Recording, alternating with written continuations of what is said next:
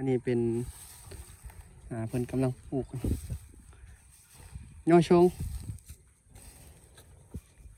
ว่าจียุงจงยุงจงโอ้ยุงเจ้าเหรอ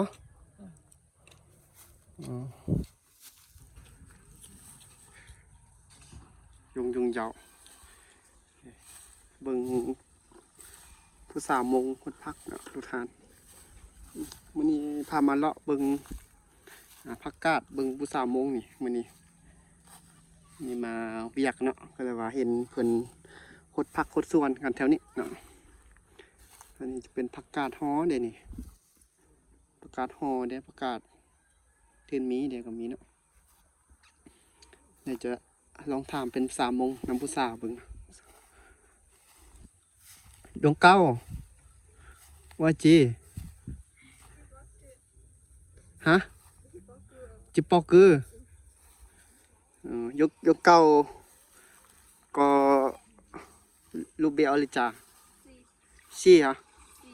ซีซื้อซีเอาสันเดเนาะ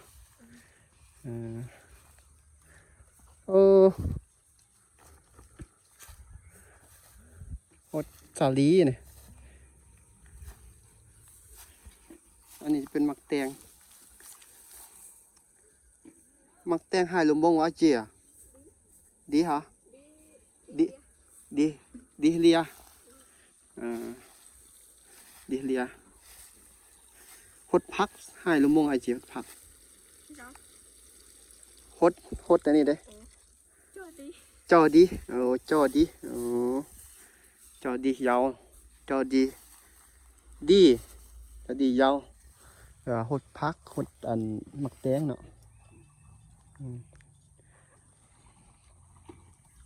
ก็ให้ลุมปลอปวดไรเหรอฮะบอกว่าเจียบอกว่าเจียคนเราคนไทยคนเขมรอ๋อมาลินมาลินมาเจอผู้สาวงามดวง9 โมงหาเตี้ยแมนมากับอ้ายให้เจ้าไปเบิ่งสวนอยู่พุ่น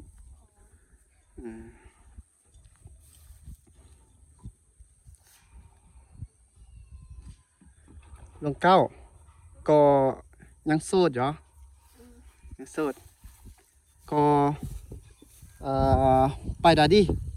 ไปโรงเรียนน่ะบ่เรียนแล้วอันนี้เป็นแม่เจ้านะอันพวนกายเมื่อกี้นี่มันพ่อเจ้าเนาะมันคุณไปพูดแล้วดิน้องสาวโอ้มีเอื้อยกะงามน้องกะงาม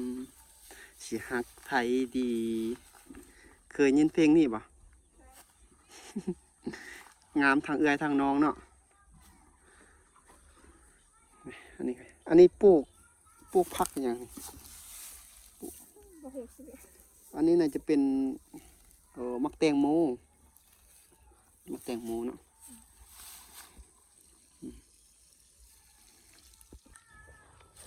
ทุกท่านเนาะมื้อนี้ก็ถือว่าเป็นคลิป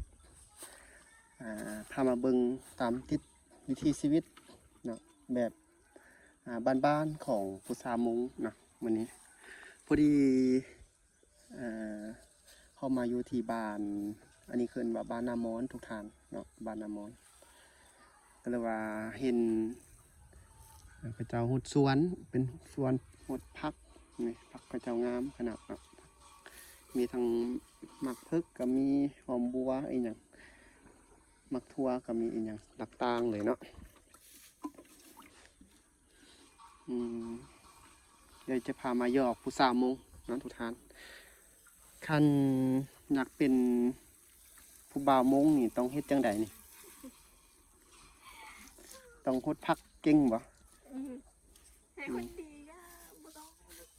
เป็นคนดีบ่ต้องลายใจบ่หักเดียวใจเดียวเนาะบ่ต้องมัดตัวเนาะนี่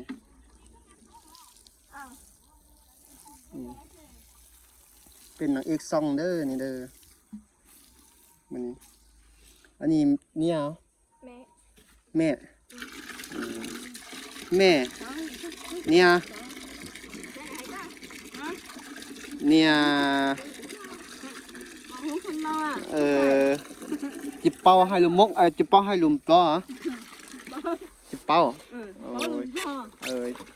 ให้ลุมมงเนี่ยเป้าอ่ะ ก็เปล่าเหรอ ให้ลุมมงอ่ะเป้าเป้าเม่เม่อะกูให้ลุมมงไรเม่เม่ให้ลุมมงโอ้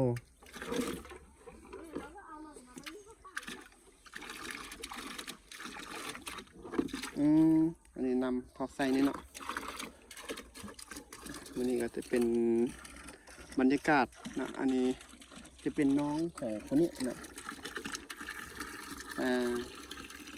นี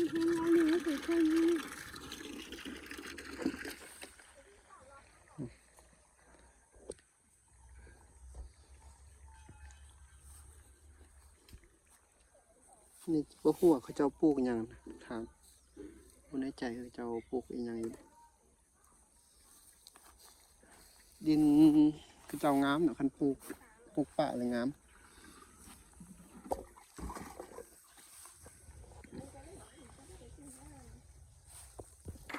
มาถ่ายโอ้ทุกท่านเนาะมาถ่ายผู้สาวมงก็ต้องได้ฮดช่วยเขาเจ้าเนาะต้องได้ฮดช่วยเขาเจ้าเหมือนจะมาถ่ายแต่คลิปเนาะนะจะได้ฮดให้ลูกป้าน้าอาเขาได้เบิ้งเนาะอันนี้จะเป็นผักกาดเขาจะปลูกเป็นคุ้มอย่างที่เนาะอันนี้น่าจะเป็นผักกาดตินมีอันนี้จะเป็นผักกาดห่อเนาะอันนี้เวลามันย้ายขึ้นมาแล้วมันจะแบบห่อเนาะนะอันนี้ยังบดันพดบ่นี่พดทำนี่ได้บ่นี่ต้นแรงนี่ก็จะโปรโคตรร้ายบันไดเนาะตอนแรกจะมือต้นเศร้าพุ่นแหละว่าจะพดคือเจ้าบ่ได้เฮ็ดเป็นนานเด้ทุกท่านบ่ได้เฮ็ดเป็นนานเฮ็ดเป็นหู้เนาะตอนนี้น่าจะปลูกอันนั้นปลูกมักแตงโมนี่เนาะปลูกมักแตงอันนี้จะเป็นก็ปลูก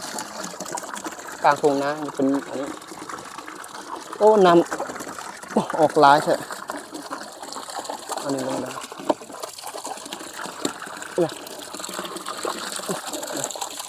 บางท่าน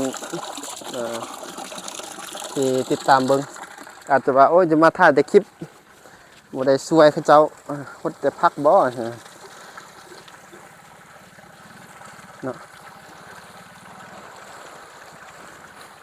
วิถีชีวิตคนมงเฮานี่ก็แบบเขาเจ้าจะอยู่แบบ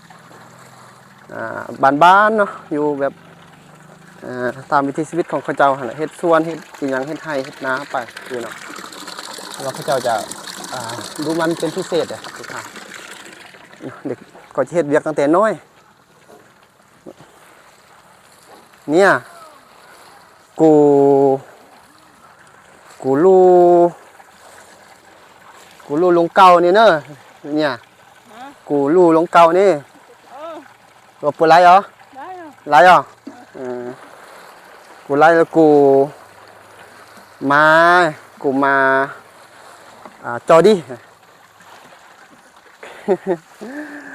อันนี้ยอเขาเจ้าเนาะอันนี้กับแม่นคือกันอันนี้หากระปุกเราไทยน้องทายเอาประมาณ9 นาทีนะ9 นาทีเอา15 นาทีเอาโอ้ยท่านี้คือเจ้าปลูกไม้ตัวนี้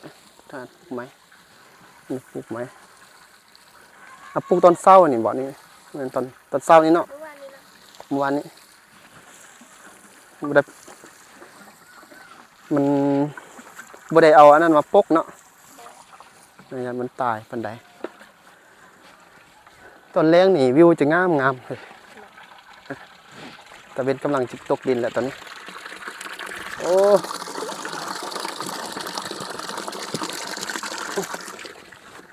มันยิงครับปะนะอันนี้เป็นดินนาเนาะดินนางามแต่ปลูกหมักเพชรปลูกหยังก็งามอยู่ทุกทางแบบนี้อยู่แบบพอเพียงอยู่แบบโอ้ยก็บ่ได้ซื้ออีหยังเนาะบ่ซื้อเฮาได้ปลูกแล้วเฮากินยังจักได้จักนาทีล่ะนาทีเดินมาสิบนาทีนะโอ้ให้นะขอบใจเดี๋ยวทายให้แล้วเด้เนาะจะได้เมื่อบ่นี่ไปได้เมื่อน้ำกันย่างเมื่อน้ำกันหลายคนเลยโอ้นมื้อนี้คือเจ้ามาแต่เวียกรอหัวเรือย่อหมูเจ๊ไปน่ะไปเรียนเมือง